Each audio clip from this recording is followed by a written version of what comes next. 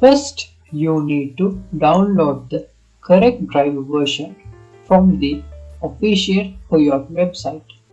In this section, you need to enter your operating system type, your device type, and which format you want to download, because in this download option we can download the user manual PDF and driver separately.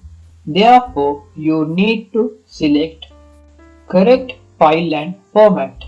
We can simply install this driver by double clicking, and after install this driver we can see this interface. By using this interface we can program our pen tablet and digital pen separately.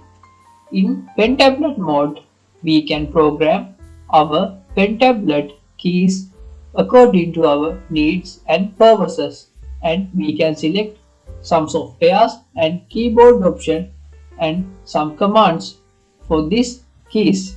In digital pen mode we can select our pen pressure sensitivity and pen mode, and we can program our pen press keys according to our programs, because this software supports to program this pen for separate softwares.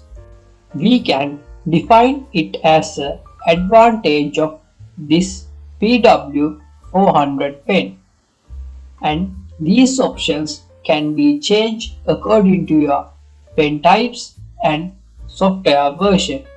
Please always try to use the newest driver software for your device, and these pen modes support you to get better experience while you are using this pen.